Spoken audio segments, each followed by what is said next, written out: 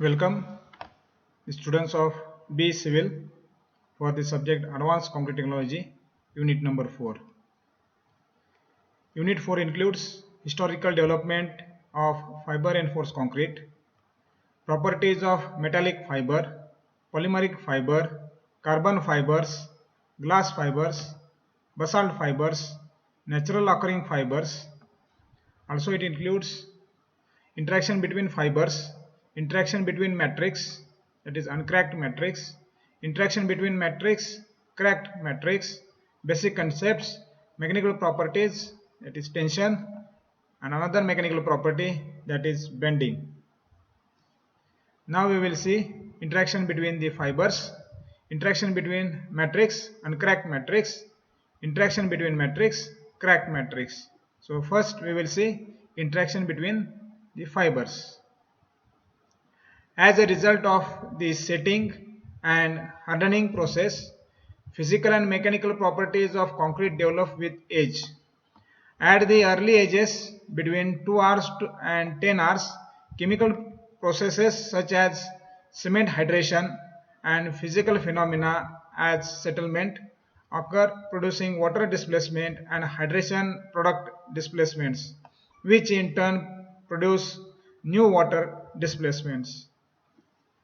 The chemical reaction of concrete depend on environmental conditions.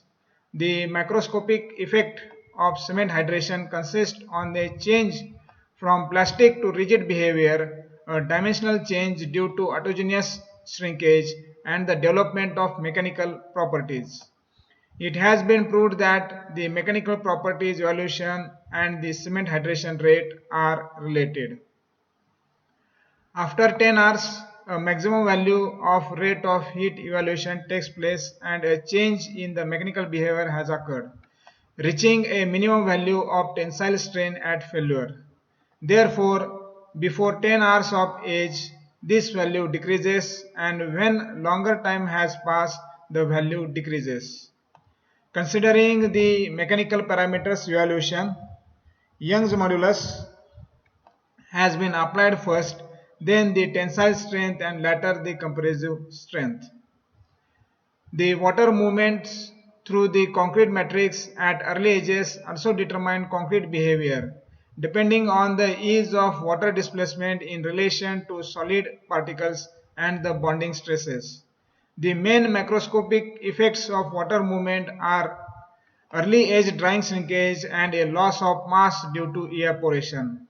Depending on the sequence of phenomena occurrence, shrinkage, that is autogenous, and drying shrinkage can produce cracking at early ages whether the tensile strength is overcome. Although chemical and physical phenomena are closely related, the macroscopic effect do not occur simultaneously. It has been observed that although cracking can occur due to shrinkage, both phenomena are not linear related. The inclusion of low amount of dispersible short fibers aim to control cracking due to concrete shrinkage at early ages and has been demonstrated to be an effective solution.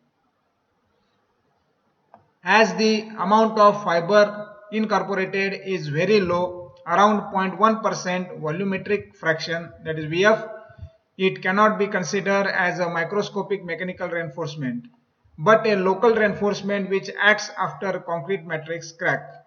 Furthermore, the dispersive ability of the fiber produces a randomized distribution of single filament inside the concrete matrix. The short fibers used are made of materials that do not react with react with cement hydration products, at least at early ages, as polypropylene or alkali resistant, that is AR glass fibers, and their properties remain constant, unlike concrete, during setting and hardening of the concrete. On the other hand, their inclusion does not modify concrete shrinkage significantly. As fibers are randomly distributed in the concrete matrix, cracks can reach a perpendicular fiber which can stop crack growth when propagating through the concrete. We have seen the interaction between the fibers. Now we will see interaction between the matrix, that is uncracked matrix. Under tensile loading of the composite in the fiber direction, the brittle matrix can undergo extensive cracking normal to the fibers, but the associated matrix cracking stress may be substantially greater than the catastrophic fracture stress of the unreinforced composite. Furthermore, with the fiber intact, the composite material can continue to sustain additional load up to the fiber bundle fracture stress.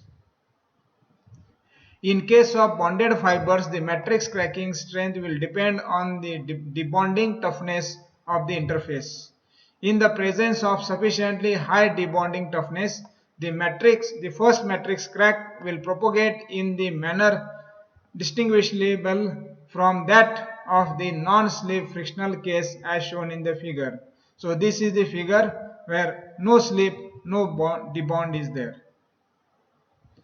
When slip occurs, the slip length along the fibers on either side of the crack can be expected to approach as asymptotic value on the downstream side of the crack front as shown in the figure. So this figure is of the unbonded frictionally constrained slipping fibers.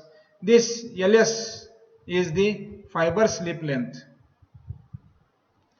If debonding does occur and the interface pressure is negative, that is the tensile residual stresses exists between the fiber and the matrix, the debonded regions will open up and the crack will propagate as shown in the figure below. The steady state cracking calculation will be made for this case on the basis of an elementary analysis of the debonding process near the advancing crack front. So this is the figure, initial bonded unbounded fibers. This LD, this is called as the fiber debonded length. This is the crack tip debonding. So we have seen the interaction between matrix and cracked matrix. Now we will see interaction between the matrix, cracked matrix.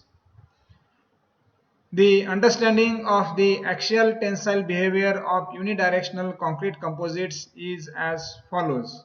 Initially, the composite responds elastically with the modulus. As a critical stress, matrix cracks form and propagate long distances transverse to the tensile axis. The cracks are bridged by intact fibers and hence do not lead to catastrophic fracture. The stress needed to grow a steady state, fully bridged matrix crack was derived from energy arguments. Interaction between neighboring matrix crack through overlap of their respective slip zones and their effects on the evolution of crack density has to be considered. The critical stress for steady state matrix cracking in shear is derived using a fracture mechanics best approached for matrix cracking in axial tension. The driving force for crack growth is the potential energy difference between the cracked and the uncracked segments.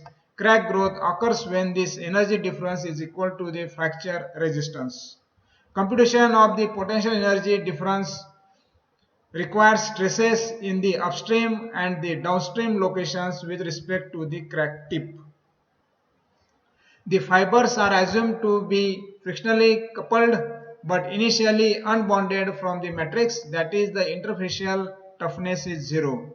In case where the conditions for frictional slip are met in the uncracked state, the introduction of a matrix crack leaves the shear stress in the fibers and the matrix largely unaffected.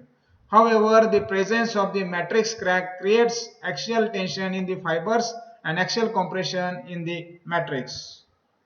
The difference in these stresses provide the driving force for cracking. The corresponding resistance is the energy needed to create the matrix crack surfaces. No simple analytical model exists for the stresses in the cracked unit cell.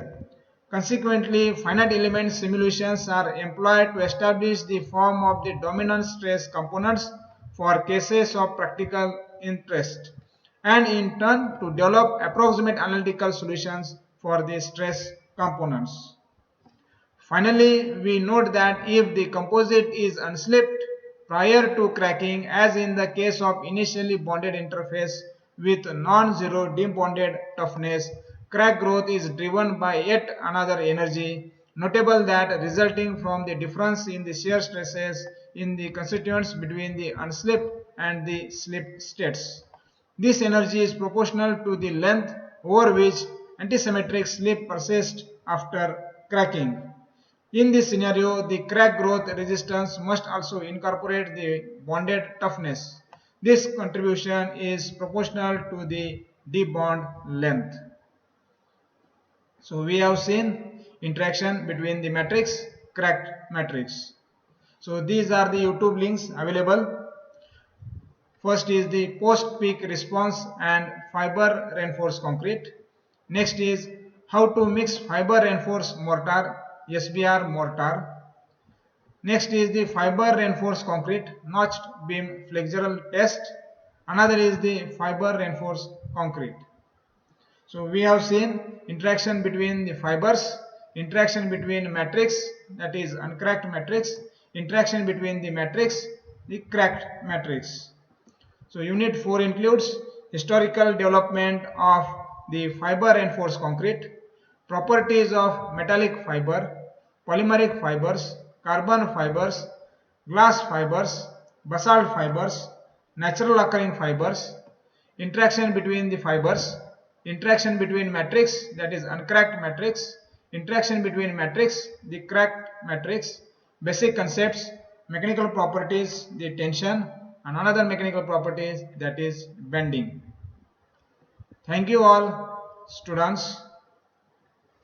Please give me your attendance if you have viewed the video as like video topic underscore division underscore roll number underscore self name.